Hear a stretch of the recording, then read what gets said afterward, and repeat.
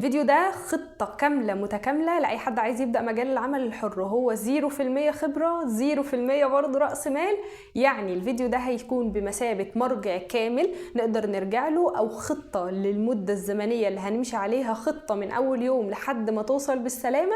فتابعوا معايا. السؤال الأهم على الإطلاق هو أنا هشتغل إيه أصلا؟ مهم جدا قبل ما تبتدي تاخد أي خطوة تكون مجاوب نفسك على السؤال ده، عشان على الأقل تكون ضامن إن أنت ماشي في الاتجاه أو الطريق الصحيح. لو جينا عملنا زي إحصائية صغيرة للناس اللي بتشتغل على النت، زي ما بيقولوا أيا يكن موقعهم الجغرافي وأيا يكن هم بيقدموا إيه، هنلاقيهم مش خارجين بره التصنيفين دول. التصنيف الأول أو المجموعة الأولى هي الناس اللي بتقدم منتج. أنت عارف يعني إيه منتج؟ في الحقيقة أنا هنا في الفيديو ده مش جاي أسمع لك تعريفات، أنا عايزة أديلك شكل المنتج أو مثال على يعني إيه منتج، عشان تبتدي تتخيل مين هم الناس اللي بتشتغل في التصنيف ده أو المجال ده. منتج زي شنطة، ملابس، أحذية، مستحضرات تجميل، أكل، كل دي بتصنف بالنسبة لنا منتجات. ثواني، يعني انتي تقصدي تقولي ان اي حد شكل شغله بيخرج منتج نهائي في الاخر يقدر يشتغل على النت؟ ايوه بالظبط. طب الناس دي هتستفاد ايه، او ايه العائد الحقيقي اللي هيعود عليهم من حاجة زي دي؟ سؤال مهم جدا.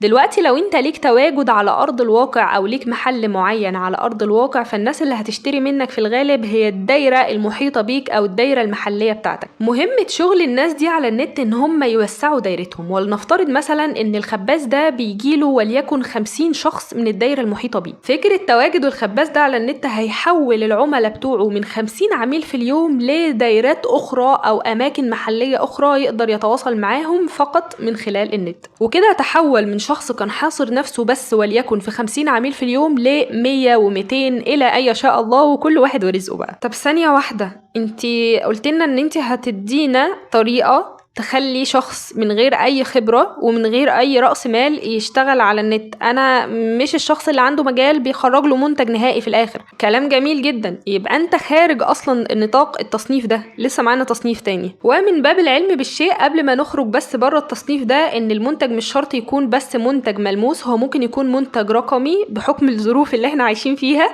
او التوقيت اللي احنا اصبحنا فيه. ده اصبح فرصة ان في ناس بتقدم منتجات رقمية. يعني ايه منتجات رقمية؟ يعني ممكن يكون كتاب إلكتروني، ويب سايت مثلا، ابليكيشن، حاجة منتج، حاجة بتمثل منتج رقمي ممكن تقدر تستخدمه. التصنيف التاني معانا هي الناس اللي بتقدم خدمة. وعلى الرغم ان المجتمع العربي هو في صعوبة شوية في مدى استيعاب ان الخدمات اصلا تقدم بمقابل مادي، بس الناس دي موجودة معانا. طب انا محتاجة اسأل سؤال مهم جدا، هي شكل الخدمات دي ايه، او هي عبارة عن ايه، عشان بس اكون عارف. في الحقيقة انت وانتي معاكي عدد لا نهائي من الخدمات اللي ممكن تقدم برضو او تقدمها على النت. وهنا بقى التركاية الجامدة جدا. كل ما كان عندك قدرة على عدم حصرك في مجتمعات معينة، كل ما كانت فرصتك او فرصة ربحك هي هتكون اكبر. بمعنى ان في مجتمعات عندها قدرة ان هي تقدم لك فلوس مقابل ان انت تعلميها ازاي تطبقي هدومك بشكل جيد، في حين ان في مجتمعات فلوسها او دخلها يكاد يكون بيخليها تاكل وتشرب فقط. ليه ذكرت النقطة دي؟ علشان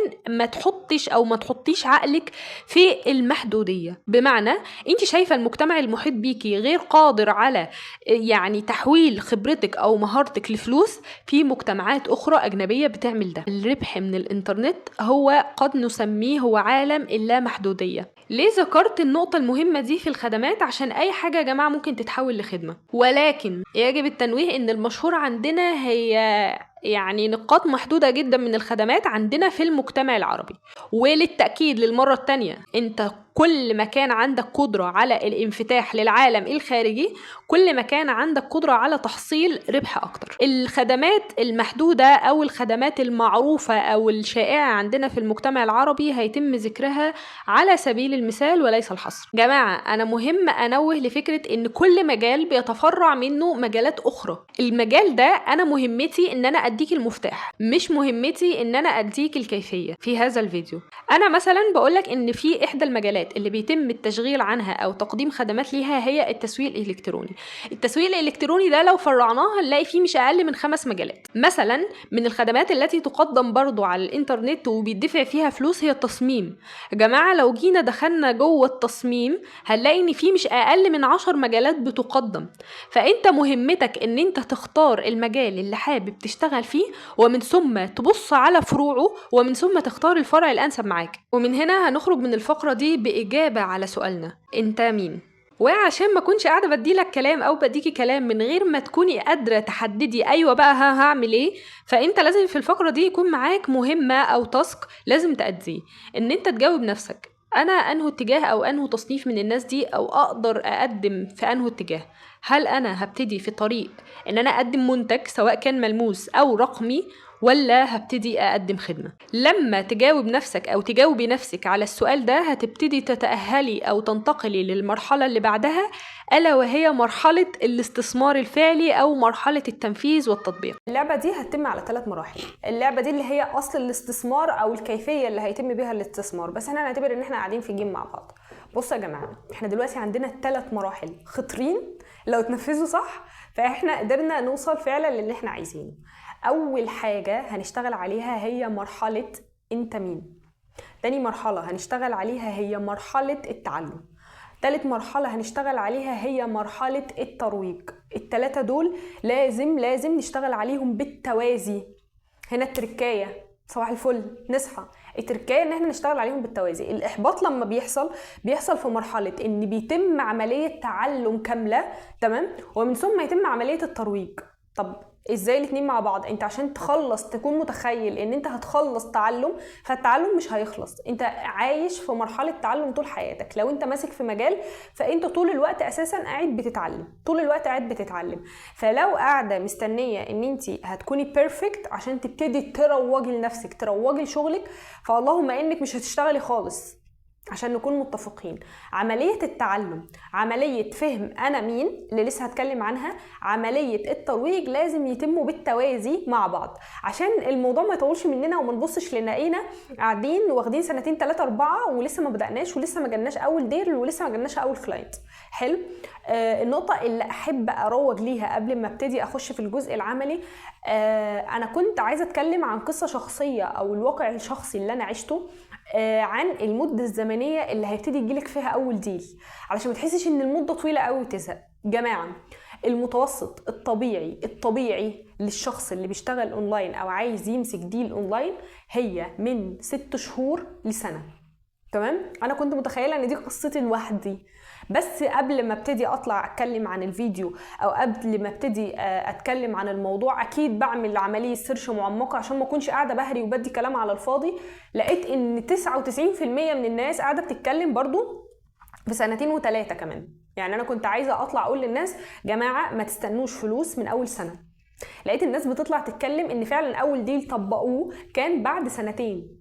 فاللي انا عايزه اقوله لك او اقوله لك ان طبيعي جدا ان مرحله البناء هتاخد معاكي مش اقل من سنه، عشان ما تبصيش تبقى قاعده النهارده وتكوني متخيله ان تاني اسبوع هيبتدي يجيلك ديل وتبتدي ان انت تبتدي تقدمي خدمات او يبقى عندك كلاينتس او الطبيعي ان هي بتاخد مرحله متوسط سنه.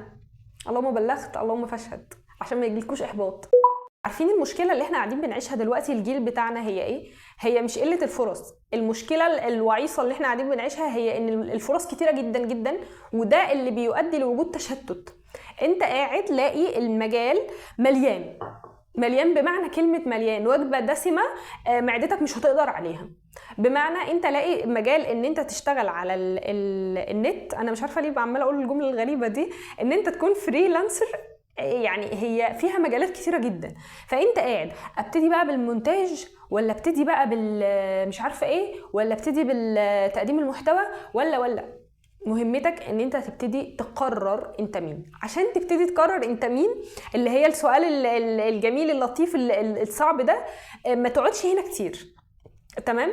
انت بس محتاج تعرف انت مهاراتك او انتي مهاراتك، قدراتك، شخصيتك ممكن تتناسب مع ايه. بس ما تخليش المرحله دي تشتتك تقعدي فيها كتير. لا انا حسيت ان انا محتاجه ده وده وده وده. لا، احنا عايزين نمسك في مجال، تمام، نمسك في مجال عشان نبتدي نتقنه، عشان لما نوصل لمرحله الاتقان هنوصل لمرحله الماني. ده اللي عايزين نوصل. خلاص حددنا احنا مين، وصلنا والحمد لله. شايفين ان المجال ده لطيف ظريف معانا، كنا عاملين شبه اللي بيدور على عروسه والحمد لله لقاها.